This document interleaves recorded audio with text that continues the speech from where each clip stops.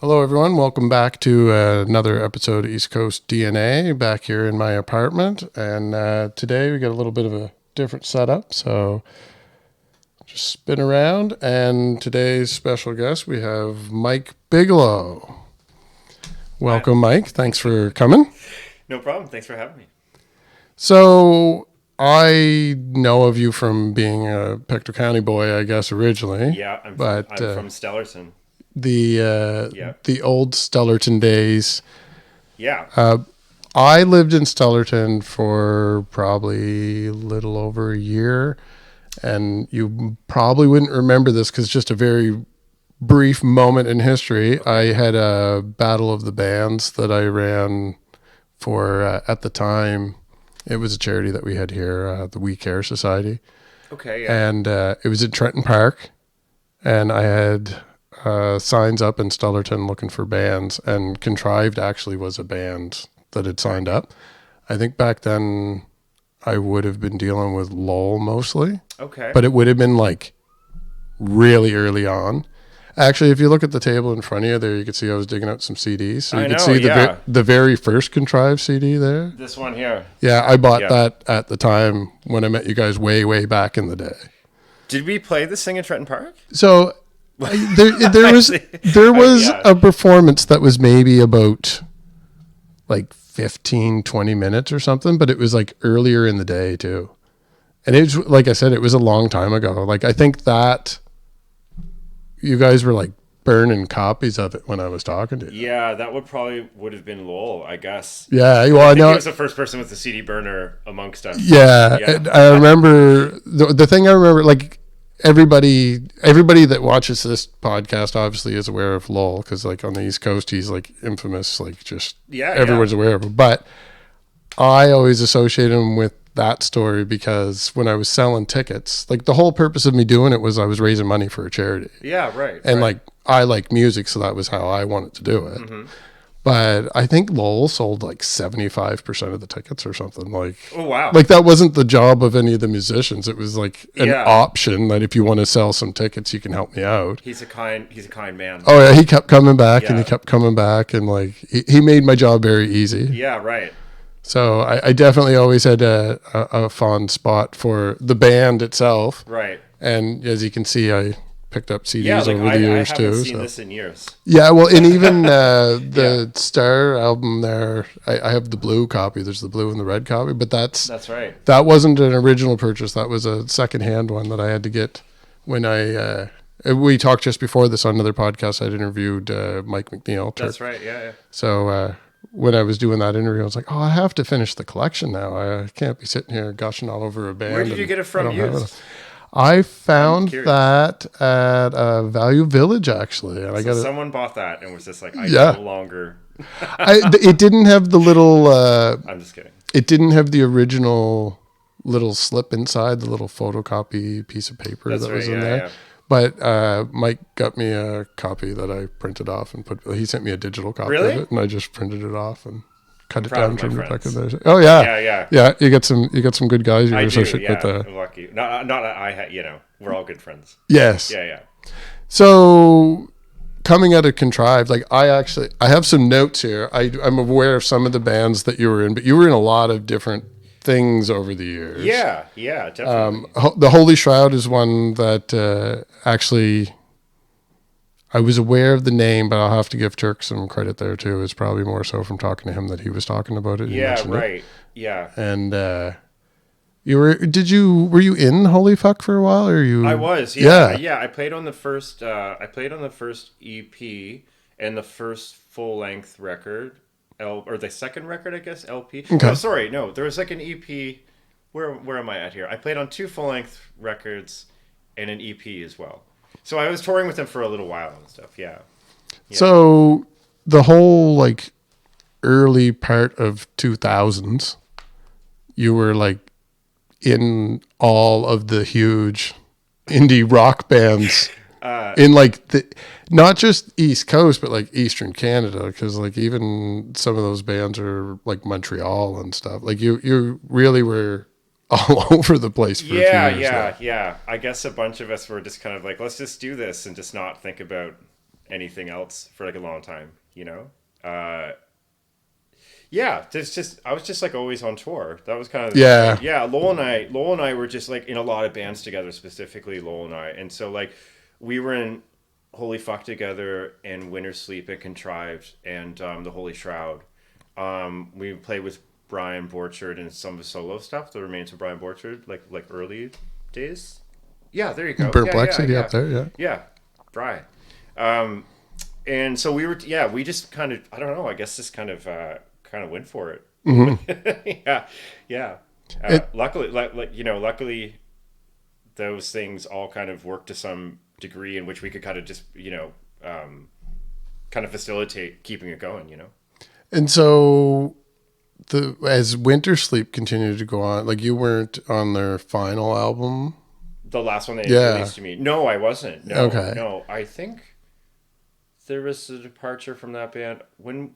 Well, the last one was kind of, they stripped down the members a little bit. Like there wasn't as many people in the credits as there was in the earlier albums. Right, yeah. I mean, there's been a couple of lineup changes over the years, you know, with the kind of core like Tim, Paul, and Lowell being always there, always present, and John came on a little later, and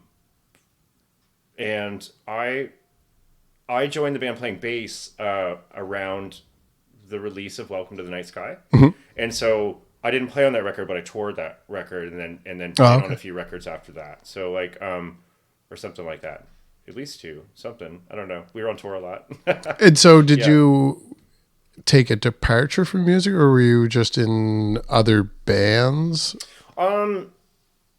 Yeah, I don't know. I think it's just like I think I wanted to like focus on some different things. I think like yeah, there's always more to these things there, which I won't delve into. There's nothing dramatic or anything. Just like yeah, I think it's like those situations are also intense as well. Like and I don't mean that in a bad way. Just Wintersleep is like a thing. It still is a thing.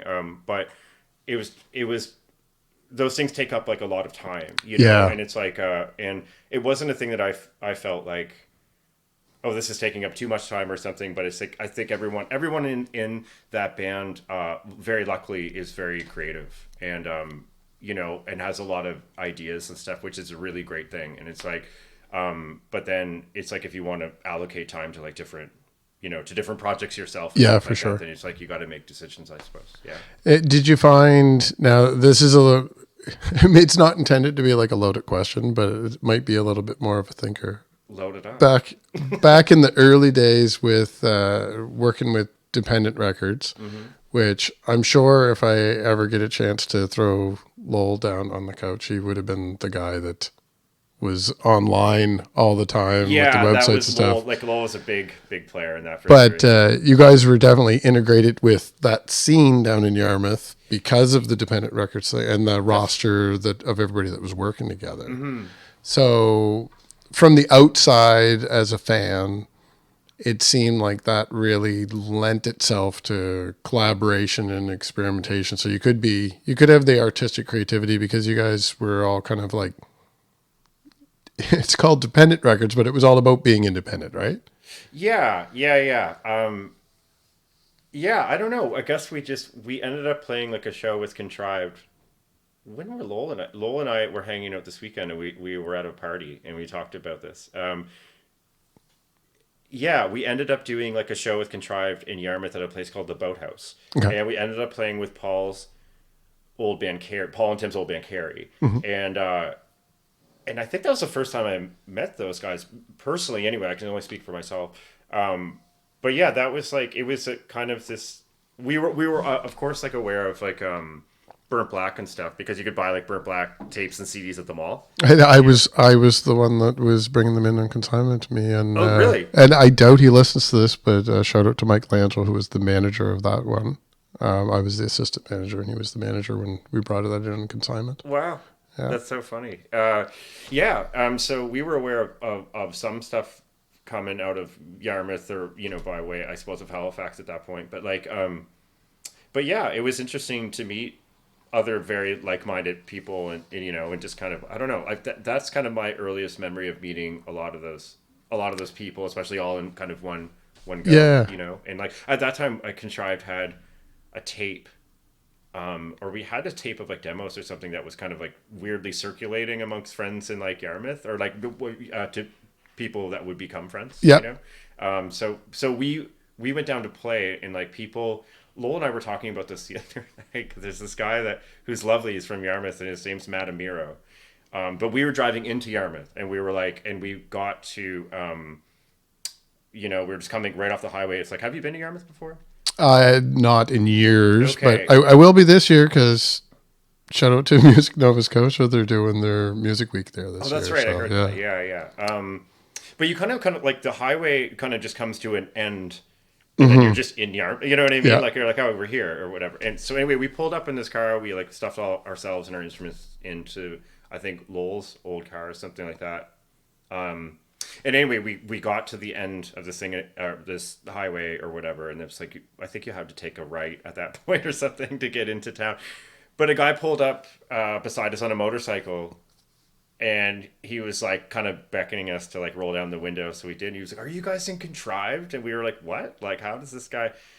And we were like, "Yeah." And he was just like said something about loving the tape or something, and then he did like a pop a wheelie and like drove off. Awesome. Yeah, it was awesome. Yeah. And later got to know his name's Metamorphosis. He's a really sweet guy. That's awesome. But it was a total baller move. Oh yeah, I'll like never forget it. Early rock star moment. Yeah. That's for sure. Like on his part, like we were just like, how does anyone know who we are at all? Like, it doesn't make any sense. Yeah, that's fun. Yeah. So did you find then, as you continued through those other bands, that you liked the independence, and that, because it does sound like you're a very creative person, like, which, as you said, most of the people in the band, they all have their own different things. But the experimentation, because those are like the bands that you've been in. Yeah. They're all a little different from each other, but they're all a lot different than what you might hear on the radio or something. Like, sure. You had a lot of, like, they're all alternative. Yeah. But there's a whole gamut that you kind of cover there too. Like, there's some heavier stuff and some softer stuff, and the sounds, the people that you're playing with are experimenting a lot with different sounds. Like, and I know, like, since they've done other things without you as well, like they continue to progress, and stuff that they maybe did before you, like all of those bands completely change their sound as they move on. Yeah. I think there's kind of like a natural metamorphosis to that stuff too, right? Because it's like maybe just an aim to not, I can't speak for other people. It's just like an aim to not repeat yourself. Yeah. And just like how a sound and bands, and just how inevitably everything, everything changes, right? Like, I mean, that sounds so vague and just kind of like, I'm not trying to be, but your life experiences too. It's like, it's that sounds ridiculous, but like, yeah, it just inevitably people change, your influences change, the band will shift and change over time, and it's like, but I think also at our core of like, like I got a lot of music, or we all did, I think, like, but like we got a lot of music like from Brian Borcherdt's, kind of personal taste, like over the years and stuff when we were kids and stuff. So like he introduced us to like a lot of music that like I would get really excited about and stuff like that, like Melvins and like like stuff like that. So it would be Refused and like I'm trying to think, there's a million examples, but lots of like classical music and lots of different things that was just like, it was like, and Boredoms from Japan and like, stuff like that, like a lot of stuff I got from Brian like really early on. So it's like, and a couple people as well that were kind of influential in that way. Like, do you know Virgil Muir from the band Heavy Meadows? No. And lots of, he plays with Tyler Messer. I know the name, but yeah. Lovely guy. But he always had, like, I kind of met him in Halifax, and he would give me like Brian Eno albums and Stars of the Mid and like stuff like that, and like some ambient things that I really, really to this day like cherish, So there was just like from a young age, like I kind of lucked out. I'm just, and again, speaking for myself, like I can't speak for anyone else. Like, but like kind of lucked out at just like people kind of showing me things that were like in their very nature, like almost transitory or Yep. experimental, you know? So it's like, it wasn't, it wasn't always just like, you know, radio rock and stuff like that, which I also love. Like I kind of Yeah. I grew up with like the Tragically Hip and stuff like that. Like I love the Tragically Hip. I think they're amazing. But like, but it was also cool to have like speckle like stuff speckled in. Like I remember hearing like a Brian Eno album for the first time, and it being like, oh, like when does the singing start? Yeah. Like where's the drummer? And they're like, what do you mean? There's no drummer. There's no like that isn't what this is. And I was like, oh, cool. Like it's like, you know, just that thing where you're like, oh, this can be. That's what's so great about, you know, artists in my mind. They can show you what art can be. Yeah. Right? And it's like that's again, that's not meant to sound profound or anything, but like, you know, I find that interesting. They're like, oh, you don't like, you know, it's like writers or something. They're like, this does, oh, a poem can be whatever you want. It doesn't need to be this. Like, don't, Yes. you know what I mean? Like, play by your own rules a little bit. And Yeah. so, speaking of that, the book is right in front of you there. Actually, you wrote a book of poetry. I did, for better or worse. And you released it. It was towards the end of last year that you released it, or was it? Yeah, it was. It was. Yeah. Did we do that in October?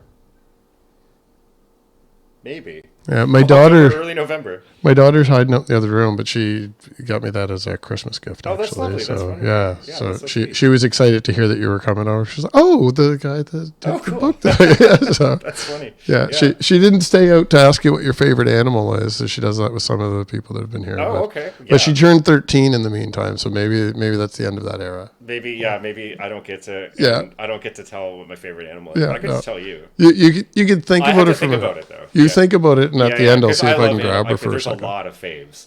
She And- usually does it when people are here in person, so I'll grab her at the end and see. You can Okay, think yeah, on it yeah. in the I'll have to meantime. have a think about that because and my favorite animal changes. Oh, there you go. Yeah, like it changes. Like yeah, depends on what I'm watching on Instagram because I do end up following kind of like I follow some cute animal things because I need some like respite from like Yeah. you know Everybody needs it just to shut out the dark and just listen which I also partake in, but yeah. Yes. But yeah, sometimes you just need to see like a little baby panda or something, Yep. and you're just like, that's a good way to start a Monday. Exactly. Yeah. So the book, I know, or your poetry, Mm-hmm. the whole theme all the way through is obviously from a trip to Greece. Yeah. So as you were coming in, I had asked you off air here that about being in Greece because you were just there recently. So it is a place that you've been multiple times. But is the travel thing something that you started with music, being able to see different places? Because as I said, I know he's a Pictou County boy. A lot of us don't have a lot of early options to be traveling around the world. Yeah. I think it kind of skewed my idea of like the world a little bit. Like I don't know. This is I'm just making this up, but like just being in a scenario in my like later 20s or early 30s and just meeting people. Not specifically. I'm just saying like in general, generalizing here, but like like, what do you mean you haven't been to Kansas City? You know what I mean? Yeah. And someone's just like, why would I ever have been to Kansas City? Yeah. And I was just so used to traveling, like it's like, and we started touring and moving around a lot at such a young age. And we were all super gung ho with it. Like, so, yeah. So it's like, I guess it's just travel has just always been there. I've always, like, even growing up there, I was always pretty fascinated with like other cultures and other places for sure. Yeah. So what was it about Greece that grabbed hold of you? What had happened was in 2017 I was living in Toronto. Okay. And I wanted to go away it ended up being in February of 2018, but I wanted to go do a residency for like a month somewhere in Europe. And like so I applied to like a bunch of residencies and not knowing at all like what I was doing, you know what I mean, at all. Like it wasn't I didn't have an idea in mind about like I was writing quite a bit around that time, but like I wasn't sure if they were poems. I wasn't sure, I had written about anyway, I'm getting ahead of myself. I applied to a bunch of art residencies in Europe and again not knowing what I was doing, and I kind of just went to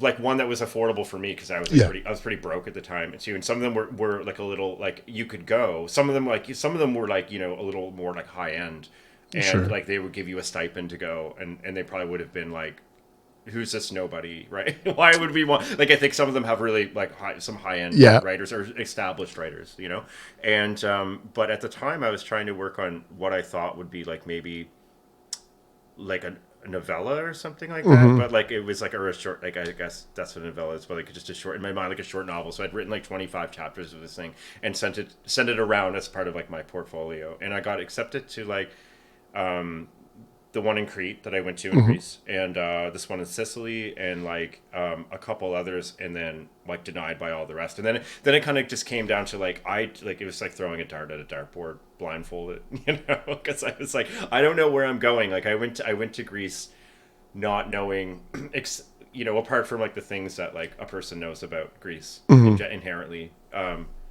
is kind of the mother of the world, right? So it's like but yeah, I didn't really know much about it, and I was talking to this guy. It's called Lakos Artist Residency, and Lakos is a neighborhood in Iraklio, which is the capital city of Crete, or Iraklio. That's where I wrote the book. Okay. But like I was going to Crete, and I was like on the plane, and I was just like, all I know is that this guy named Matthew was like, meet me at this electric car park in this neighborhood of the city. And I was like flying there. I was like, I have no idea where I'm going, like in the world, or who I'm meeting, or anything like that. But yeah, that's where. Yeah. And you obviously, from staying there, decided that that's a special place for you because you've been back. I think you said 5 times now? Yeah, this is my 5th time. Yeah. Yeah, it really was. It kind of came at a good time in my life, and things in Toronto at the time weren't going my way. Sure. As life happens sometimes. And but yeah, and so I met this guy Matthew. Of course, when I first got there, and he showed me the residency and stuff like that, and then he was like, I remember it was a Friday, and he was just like, you want to go? My friends are having some drinks over at their place. I'll take you out and meet some people and stuff. And I met some of his friends that just we all became like fast friends. It's like, I really like these people. They're really great. One of them is my friend Ilta. She's a painter from Helsinki, Finland, and just some other people were there. Yeah. I don't know. Well, so you have your own little community over there then. Yeah, so. I have a group. I have a group of friends that live there. Yeah. And they some of them are in Athens now. Some of them are in different European countries, but some of them scattered a little bit from when I first started going there. But yeah, there's some friends around it. It feels really homey. It's nice. It's not Iraklio's a cool city. It's not at all as big as like Athens or something, but it's like it's there's lots to do. I find it quite beautiful. It's a little rundown in parts. Which like I hope if anyone listens to this from Iraklio, they're going to be like, what? But it's like it's not Santorini, it's not Mykonos. It's not those very like Instagram influencer cities, right? Where it just seems like lots of people take very sexy photos of themselves in front of a pool overlooking the Aegean Sea or whatever. And I'm like, oh, that's not the Greece that I go to. They go to the area that has more character, maybe. Definitely, yeah. And Iraklio's it's a very walkable city. It's like right on the sea, which is nice. And now, thematically throughout the poems, I did originally in digesting them, it was treat it the way I would with anything of that nature, where I'd pick it up and read one once in a while if it just kind of. That seems to be the general consensus, honestly. I did, though, knowing that you were coming over, sit down and just go cover to cover. Just to go through. And sure. I wouldn't have noticed it at first, doing it the way I was at first, but reading it from cover to cover, there is kind of a narrative that kind of, like when you said that you were thinking possibly of doing a novella or something, I can almost see where that maybe was subconsciously in your head, because especially the last bit of the book itself as a collection, it does get more of a narrative to it. There's a longer, there's a chapter at the end, right? I had to do my friend Frank justice, from his kind of stories and stuff, but it wasn't. I think I wrote Well, okay. Well, What let me put it another way, I guess, because the way I'm actually thinking about it is that it read to me like a concept album, like Oh, cool. almost like Well, how it's you good that can it's listen and it ebbs legible in and that way. flows. You can listen to it in separate chapters, but when you listen to a concept album from start to finish, you get more of that Right. flow of the old narrative. And that's what it kind of felt like when I read it from cover to cover. Well, I can give myself a tiny little pat in the back for that, but also Isaac Valentin, who runs it well with a few friends. We have this thing called Folly House. This artist author run collective, and that's what we released the book under. And he has a book under that as well. And he was the one that picked the sequence, and he helped me edit it as well. And we can Okay. get into that in a bit because there's more to it. I want to give him proper credit. Yeah. But and our friend Marshall of Fate as well. And yeah, so I basically just had I wrote a lot of that book in 2019. So I went back in 2018. What had happened is like I did the residency, and I was only there for a month. So like the first 2 weeks of the residency, I was trying to work on short stories, like new short stories. I had abandoned the idea of the novella thing, which was about. I don't know if this is a good idea. It's probably not. I don't know, but it was about this guy who got gifted a Fitbit at a Christmas party, and then he gets really obsessed with like his life becomes really mathematical. This is probably a concept that someone else has used in some movie or something, but like I don't know. Yeah. Anyway, I had this idea, and it only went so far. But what I had realized about these short stories I was trying to write at the residency was that they weren't working because they weren't short stories, right? Like I was just like it was also just trying to figure out like what I want. Like it was always kind of poetry, I guess. Like I've loved poetry since I was a kid, but I don't know why. I was just like these need to be short stories, and then I just that was the benefit of the residency, was just like oh, these don't work because they're not short stories. And I've read a lot of short story writers that I really, truly love, like Raymond Carver and Flannery O'Connor, or people like that who are just masters of the craft, or Khalees Spector, or people, there's a million examples, but like, and they're just so amazing at that and you're just like, how do I do that? And I'm like, that's my ideas don't work in the same way. So like, that was the big takeaway for me from the residency, was that. But then I went back and rented an apartment in Iraklio in 2019, January of 2019, like the first couple of days of January, and I was there for 3 months, and a lot of the book and more got written at that time, but I was just really hell bent on like just writing every single day. So I think it kind of kept like a fairly succinct tone because it was all from the same headspace and all the same sort of thing happening in the same environment. And so, and I had like such an amount of time that I had kind of given myself, and also the the Canadian government's agreement with the EU. So I have 90 days. So I was like, I have 90 days to do this. So yeah, in a cheap apartment and the whole bit. But I think that kept it pretty. I think it kept at least the tone and like the themes a little bit, or consistent. And so there's also like in that time frame that you were writing them, there's also some religious different symbolism and overtones and like some very direct stuff. Yeah. So is that something that you brought with you into it as a person, that it's your own religious stuff, or is there something extra from that area of the world like that brought that out? Like, is it? I mean, it's everywhere there. I Yeah. understand what you're saying. Yeah. Like imagery wise, sounds like there's a lot of churches. Like there's a lot of you talk about stained glass windows. Very. I mean, Greece just in general is a very, very religious place. Deeply religious. I mean, it was just Easter, right? Like this past weekend, and it's like, I mean, it's just such a huge like Christmas is clearly a big thing in Greece, of course, but like the real big thing is Easter. Like, Easter's huge, right? And a lot of the southern Mediterranean, so. I mean, I had, not had to, but a couple friends had asked about this. They're like, I didn't know you were so gaudy or something. Oh, yeah, I don't think I am. Like, I think like, yeah. Okay, so I was raised Catholic though, and my grandfather was like a super stern Catholic. Okay. Yeah, and like, I don't even know a ton about Catholicism, but I am interested in religion. and I'm not necessarily a Catholic. I'm not like a practicing Catholic. I'm interested in all sorts of religions. I find it fascinating.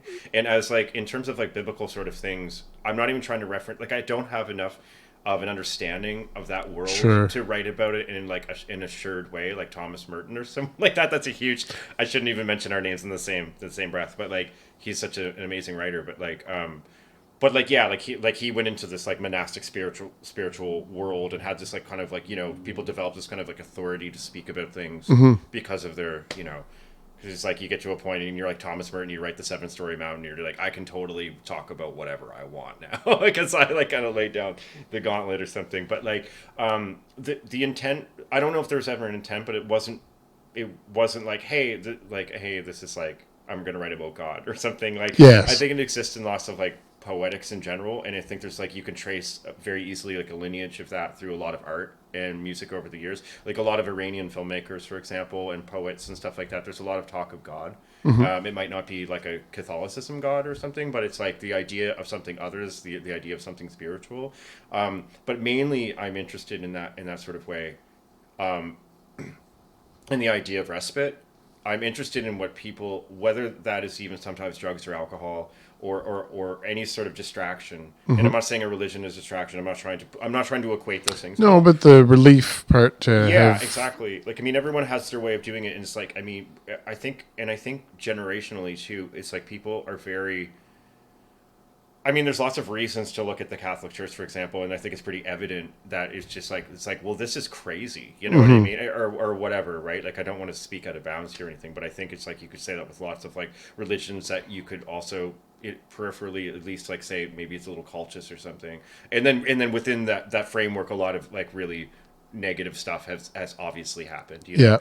Yeah. So but what I think I was interested in, not specifically addressing this thematically in the book, but like I think it was just like if you walk into like sorry, I'm getting ahead of myself. You know, I think generationally, it's like you have a lot of people of like my age and younger and stuff. They're very quick to kind of like disassemble something that's like so ancient or old or Yeah. something, and I'm not talking about cancel culture, I'm not talking about things like that. I can be on board with some of that stuff, etc., depending on the cause. But you know, I think there's just more to it than what people realize, and it's like for example, if like, you know, if I'm in Europe somewhere and walk into a church and you see like an old, if I'm in Greece and you see like an older Greek woman, for example, and she's in church and she's lighting a candle or she's doing a prayer or something like that, like I mean, it's easy to have an opinion on that outwardly, you know. But like, but to them, that they feel so Exactly. safe Yeah. there, and they feel so, you know what I mean. Like that is where and they truly believe that is Yeah. that's where they What feel it safe. gives to That's the. where safety lies. That's where it Yeah. exists. You know Regardless of your perspective, exactly. it's your perspective and the power that your belief system gives you is important, regardless of what that belief it's system where it is. takes you mentally. Yeah. And then how that mental state affects you physically, right? And it's like that's what I was interested in. It's not necessarily in like in justifying like any sort of Catholicism or through any sort of like symbolism of Catholicism necessarily. Like I just find it like and it's like if you're in Greece, it's everywhere, right? Yeah. You know, and I was raised with it, so it was in there a little bit. But again, not like a practicing Catholic. Well, and even the way it's placed, like you said, that like it was sequenced to put into the story rather than not necessarily written that way, like Yeah, in it's not the sequence for focal the point of each piece. but where there's a couple different pieces where it is the way that they are sequenced, it kind of lays the groundwork for the later mention of it. Like Yeah, it I gives think you the that context for the later yeah. reference. When I was it was no when was it? I was there. I was in Crete twice in 2020, two different trips, and which is like, you know, I went there in September of 2020, which is the last time I was there before this last trip, and which was like, you know, I mean, I'm not advocating for traveling during a pandemic, but if you want cheap flights, Yeah, I suppose. like Yeah. September 2020 was like the time to go. Yeah. You know, But I went then and did some more writing to add to it. So I kept going back and chipping away at like new pieces and stuff, and just kind of added. Like I've worked on that for like 4 years without even really knowing I was like working on a book. To be honest, like I didn't know what the end would be, sort of thing. But at the end, yeah. So at the end of that trip in September 2020, my friend William, who now lives in Denmark, but was living in Greece at the time. He was like, you should just like print them out and like print everything you have out. Go to like a stationery shop or something and print them all out, and then you have something tangible. It's like a very common, I think it's a very common practice with writers and stuff. Like I don't even feel like I'm a writer, but but I think like real writers would be like, yeah, this is something that everyone does or something. But he was like, you should go and print them all out, and they just have like a tangible thing to work with, right? Like physical thing. And I did that with every intent of doing that, and they just stayed in that in like a shitty plastic bag. Yeah. That I put into my duffel bag, and I was like, I'm gonna go home and finish and make a book and have a manuscript and stuff like that. And then I just came home and like didn't do it for so long until I met this guy Isaac Valenson, who lives in Pictou, and he's an artist. He's a writer. He's a musician. He's a designer, and I play in a band with him now. And we started Folly House together, and with our friend Marshall. And we met like a year and a half ago or something like that now. And what's the band called? Oh, the band's called the Flower Painters. You haven't heard of it. Will you be playing around? Or? We just played at the local on Tuesday. Oh, really? Yeah, it's funny you mentioned. I was there Wednesday. You were there That's Wednesday? Funny, yeah. We played the night before, yeah. Wow. So we've only played a handful of shows so far, but we're going to make a record in the second week of May. Oh, cool. Yeah, we're going to start recording an album. So. And I actually did see Isaac at before we start recording. I mentioned the name Sam Wilson. They both performed one night back to back. Where at Monarch down by the East River. Oh, that's it would have been yeah. You probably were not back yet. I was away. I must have been away. Okay, yeah. Because I think otherwise I would have been there. Yeah, I would have been like, why didn't you come? Yeah, it was a few months ago, so you might not even have been back from your trip yet. Oh yeah, I probably was away. I suppose. Yeah. And Marshall that you mentioned as well is he owns the shop downtown. What's that? Does he own the shop downtown? Is that the name of the? No. Those are you thinking of Forge? Yeah, who owns Forge? Yeah, my friends Ken and Sue. Ken and Sue? Yeah. All right, so Ken was at that show, and okay. That book was bought at their shop, Forge in Glasgow. That's right. Yeah, they sell it. Yeah, Ken and Sue sell it there. Yeah, they're really good friends of mine, and I love them very much. And so Marshall's, where's he come from? He is from, well, I think he's originally from New Brunswick. Okay. But he lives just outside of Tatamagouche. Yeah, and he does a lot of work, like music industry work and stuff like that. Okay. And he was booking the Grace Theater in Tatamagouche and stuff. So I only met him like about a year, like at the same, actually I think the same day I met Isaac. Oh, okay. Yeah. So I met them both at the same time because a friend of mine, this was all very lucky because maybe I just would have met them inevitably, but like maybe not, I don't know. But yeah, a friend of mine, Mike Bellier, he was playing with Kim Harris at the Grace or whatever, and Mike was staying. I was living in Caribou at the time, and so Mike was staying with me, and so he was like, let's go to the show, and then we'll go together, and we can go back to your place after, sort of thing. And so that's how I met. Marshall was putting on that show, and Isaac was there as well, so that's how I met both of them. And then the three of us started just like emailing each other and sending around writing and stuff like that, and we all were kind of digging what each other were doing. I was like, oh, these guys are really good writers. They're really creative, like really, yeah. So the three of you formed Folly House. Yeah. The idea was just to start just like what we're doing, but not like a not for profit. Did you say non-profit or not for profit? I don't know. Doesn't make any money. Yeah. I'm not sure. Bunch of broke guys. It'd be the same as whatever the podcast is. Yeah, right now, exactly. So, yeah, we're all doing the same thing. Yeah. But the idea was just like, let's just start like a small publishing imprint, so we can put out our work, and then we're gonna release other books by other people. Yeah. Yep. Yeah. That's cool. And the idea is kind of just to, with each book or edition that we make, it's like if we can hopefully make enough money for like subsequent printings of other people's books, just to kind of keep it going. That's awesome. The idea. Yeah. And just contacting lots of like small, local bookstores and stuff like that, and getting books in there, trying to hand deliver stuff, and Is it just you and Isaac that have releases through there Yeah, now? so far. In Marshall, like we're all going to work on. It's volunteer based or whatever. So like Isaac has done a lot of the design. If no, it's actually he's done all of the design.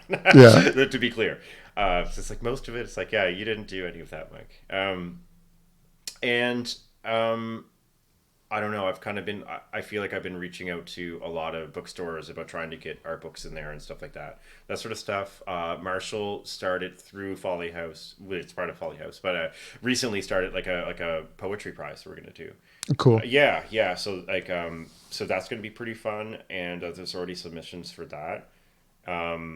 Yeah, so it's like I don't know. It's just like a fun project that we work on, and it's like yeah, it's like a labor of love for sure. Where's the best place for people to find that? Is it like just a website? Yeah, like our website is www.folly.house. All right, Yeah. we'll put a link to that in Yeah, the thanks, show man. notes Yeah, there that'd be too, so great. people can click. Yeah, on it. so yeah, you can definitely order through there. Then there'll be some bookstores that they're available at, but like I can't think off the top. I know some of them off the top of my Yeah. head, but you know what? I'm not gonna. I'll miss some if I attempt this. So Sure. Yeah, you don't want to leave Yeah. anyone out by accident. So, do you have any more that you're banking now? Like, especially writing? with the poetry, like, are you starting to collect more in your portfolio so you could potentially release like a follow up to that in the future? Yeah. So this last trip to Greece, I was there for December December, January, almost end of February. And yeah, I worked on a whole bunch of new writing there. That was kind of the idea. That's it. Yeah, I was wondering. It's either Yeah. one, you decided that it's a little too much in Canada, so you're going to Greece to hide out for a while in the winter, or I don't two, know. you're going to write. It's like a whole little bit of both. Yeah, a little Yeah. bit of both. Like I guess, yeah. I just like I guess the times that I've gone to Greece too, it's like there's been kind of an amalgam of like reasons, you know, like. The world's But been crazy. Yeah. Sorry. The world's been crazy in general the last 3 years. Like, Yeah, it has been. so, It's been super crazy. So, but like I guess, yeah, I don't know. I guess it's just been like why not? And it's like also like phases of life as well, you know, like where it's just like I have a bit of not like actual money, but I have some money to get there and live there for a Yeah. bit, and I don't have like kids or you know or anything like that. Like I don't have anything like really keeping me in place. Like I love illusion, you know, like I love I love living in that space or whatever, which is probably unhealthy. I do it part time now. So What do you mean? I have an older daughter who's already living in the city on her own now, Okay, and my daughter that's down the hall here is only here part time. right. So I have illusion days where I can go around and just be free and do whatever I want, and then I have responsibility days where I have to put Yeah, on the dad right. hat and Yeah. strap to the computer for my day job. See, what I set up with Greece is just like a really. It's not like it's hardly speckled with responsibility days. Yeah, Like rarely. Yeah. Like and like usually I kind of have it set up. I'm like, oh, laundry, okay, you know. Yeah. But yeah, that sounds really privileged and stuff. It's not like my parents give me money to go to Greece or something. Oh, I'm all smiles when I'm sitting here talking to people, interviewing and stuff. But like I have my ebbs and flows. So I've been practicing on my low days to try to say some of the things I've been doing out loud to myself and realize I'm kind of spoiled to be complaining about anything. Right? Yeah, I know. Yeah, we both have a lot of privilege, and like Yeah, we sure. we don't have everything perfect, but no. there's like a lot yeah. there is a lot of spoils along the way too. I'm Like sure. I mean, yeah. I sometimes when I'm bummed out, which is often enough, it's like working on it, you know. Yeah. But it's like it's like I could factually say I've wintered in Greece more than once, you know, and I'm not even a boomer, so that's amazing. Yes, it is. Well, that's why I asked you as soon as you get in the door. I'm like, well, this is really a podcast question, but like, what are you doing over there? And Yeah. it's like you said 5 times you've been there now. Yeah, this yeah, last trip, and so. yeah, that was my 5th time this last time, and but it's just allotting myself the time to write. Yeah. and I'm just very much like when it comes like seriously when it comes to making stuff and all that. Like I mean, you know, whatever anyone thinks of anything that I've been a part of, or you know, it's like I just know that you have to allocate things a certain amount of time. Yeah. You know, they take time, and it's like it you know, it took Wintersleep like I think Wintersleep was always a good band, like with or without me. Like has nothing to do with my involvement, but it's like, you know, but Wintersleep was a good band, or is a good band still, remains. But like, you know, But in my tenure with those guys, like, it's just like 10 or 11 years or something like that. And I played some shows with them a couple of years ago too, or a year and a half ago, something like that, which is super fun. And like, but like, it takes years of like doing that. And it's like, I felt with writing, I was just like, I just want to go fail a whole bunch. And maybe I still have failed, I don't know. But like, I was just like, I just want to go work on this. And financially, that's ridiculously irresponsible. But like, but someone's got to, like, you know what I mean? Like, I say, like, someone's got to do it. I don't have to do it. No one's asking me for this, like, at all. Like, no one's like, you should write a book, like, at all. And, but you could be here thinking it would be cool to go somewhere and do some writing, and instead you're sitting here eating potato chips and wishing you did something else. We can talk about chips. We can totally get into chips. I like to talk. So see, I nailed it. If you didn't go to Greece, you'd be here eating chips all winter. You did totally nail it, because I would just eat chips and sit here. I'd probably just sit in a room and just like eat chips and be like, man, I bet Greece would be awesome. Yeah. Like, I just have all these chips. I don't know. I got to eat all these chips first.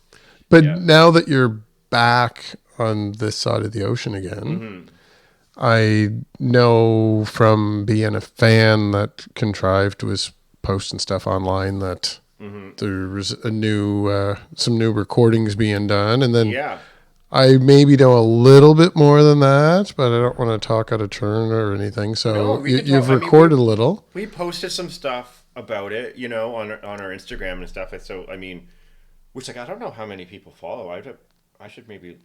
It's one of those things that, like, I don't know, Contrived is a pre-Instagram band, really. Like all your fan base would have known of you before Instagram was a huge thing, right? Oh yeah, definitely. So I mean, Contrived's been a band for like 22 years. Yeah, like it's funny, like which is funny to say. Like, it's just like, I don't even feel like I'm 40. I just turned 40 in March. I talk about it to everyone too. Everyone's going to be like, because I used to say lots, like, oh, like, age isn't a thing to me, but it's like, they're like, you talk about being 40 almost every time. Yeah, I'm guilty for it too. That when I'm around people, I'm always like, well, I'm older. Well, I don't know why exactly. I keep saying that. Well, I haven't changed. Like, I've definitely changed, but like, it's like, I really don't want anyone to notice, but I'm older. We just say it as soon as we walk in the room. Yeah. I mean, I still buy chips. Yeah, I'm still super interested in chips. Yeah, like, that hasn't changed. Yeah, exactly. Timeless. But anyway, we made a Contrived record, And will it be like a summer release, or is that still a? We don't know about release yet. Lowell had mixed it. I won't give away too much about it, but Lowell mixed it and has done an amazing job. And recorded it too. You recorded the album, and God, lucky to have that guy around. But we're not exactly sure of the plans yet. It's not yet mastered. And Lowell specifically is in very high demand with his drumming duties on other bands. That's right, and plus, like you mentioned, that like he's behind the scenes doing stuff too. So he's very involved. He's very much He's like we're all like, he's a busy guy, and we're all always working on stuff, right? Yeah. Everyone always has stuff, and it's not to try to equate Lowell's efforts with everyone else's. No, but like, to get you all in one room always must be has impossible. something on the go. It's rare that, like, each and every one of us in Contrived Wintersleep, which, a lot of similar members going on there, obviously. But like, there's always stuff. We're always up to stuff, got to keep it. Well, and everybody in the band is, like I said, I could probably spend an hour just listing off band names and getting you to talk about what you did on those, right? Right, yeah. I think I did the same thing when I interviewed Turk on the Jam Sessions podcast. I had a big list there too. Like, and I mean, obviously you guys, if I had the full list of everybody, you interweave in each other's bands and stuff too. But you all have an extensive list. Like, if anyone wants to go look somewhere, like, I don't know how strong Wikipedia is for all of the articles, but like Discogs or something, and just sort of look up the individual band members. It's like loads and loads of different appearances and albums and EPs. Stuff, like you say, it's been a couple decades that you've been going at it. So. Which is, I guess that's what brought us to the age thing. Because I don't feel. I don't know. I really feel like I'm still living back in Stellarton 20 odd years ago, and Yeah. you're just coming over because we're going to put a Battle of the Bands on in Trenton. And Yeah, exactly. It's funny. It's just like your body gets old, like that whole thing, yeah, like your body gets older. But like, yeah, I don't know. I sometimes feel like we're just recently, since turning 40, because I'm mentioning it again. It's just like, is there certain, some sort of like responsibility that like goes along with that or something like that. And I'm just like, I don't like, but I'll say that to myself as I'm buying chips. yeah, I'm just exactly. like, I don't, You're not really any I'm different. like, I guess not. I don't know. It's just like life just keeps going. But yeah, but we have a new record. Yeah, there's gonna be a new record. So that'll be exciting. I'll definitely be keeping an eye out for that. And I guess for anyone that's listening to this right now, they should probably go out and follow Contrived on socials to see if anything else pops up over the next few months. Yeah. We're like slowly but surely, Yeah. I don't know when, but like we'll definitely play shows. We'll definitely like everyone's really excited about it. Mm-hmm. And it was a really, really fun. I think it's a really special record. And like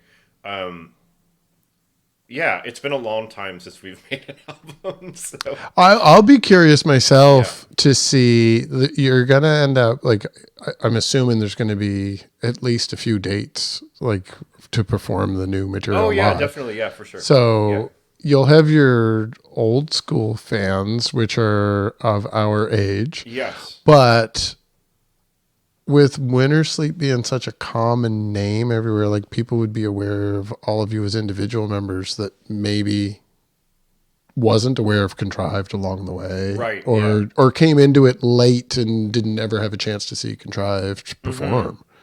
So it'll be interesting to see when you're playing what the demographics are like in the audience. We played a couple shows over the last couple of years at the Seahorse. Mm-hmm. And there was like, I think it was the last time or something. There was like a few, like there was like some crews of like younger people, and I was like, cool.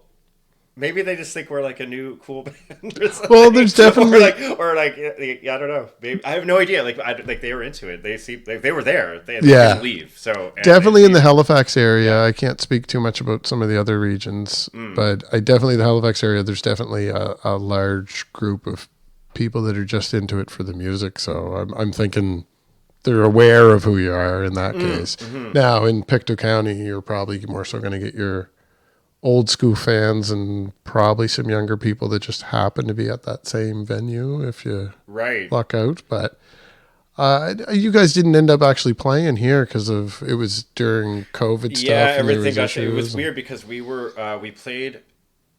played the Seahorse. It was a Thursday night. I remember that, and that's the weird thing is that is what kind of spawned us making a new album. Yeah, weirdly. So thank you, global pandemic. Yeah. No, I'm just kidding. Obviously, that sucked. No, what had happened? So we had this space in Great Village to practice at that a friend of ours owns, and they let us rehearse at the space that they have, and we were like, well, let's go rehearse there for a couple of days or 3 days or something before. Maybe it was more. I forget. Like a few days anyway.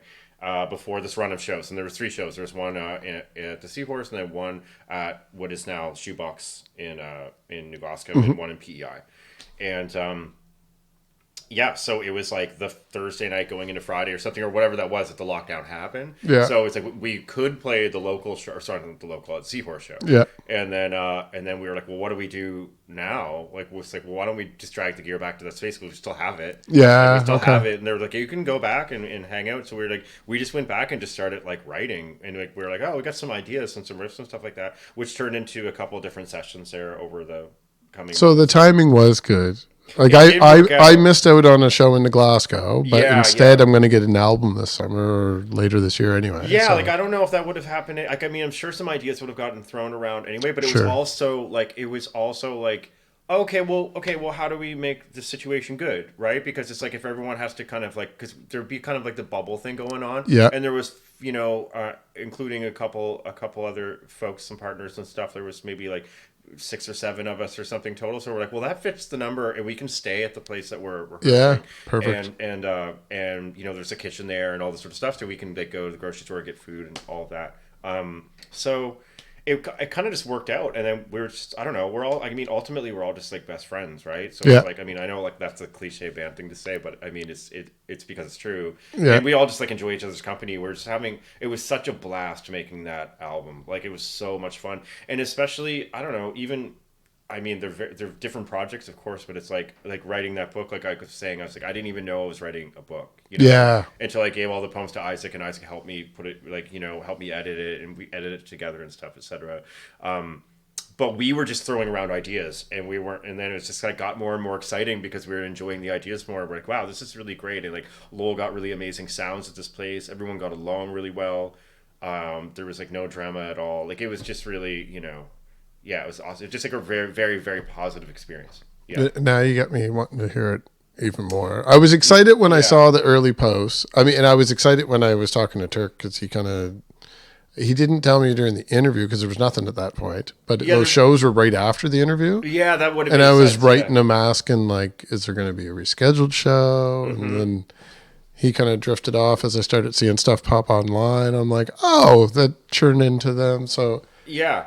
Happy experience from the fan side of it, but now I have to wait to hear the album. So yeah, we got to do. You know, I hopefully it won't be that long. You know, no. Well, you'll see me when you end up eventually doing a Pictou County show because you're going to have to. Will. Then you'll see me there, of and you'll likely see me if you end up doing a Halifax show too. So okay, yeah. Well, we'll do both. Yeah, I mean, I'm sure. Yeah, I'll rip back and forth. We still haven't like played that show we were supposed to play here. It just didn't happen. Yeah. So, I mean, I'd love to play here with that band for sure.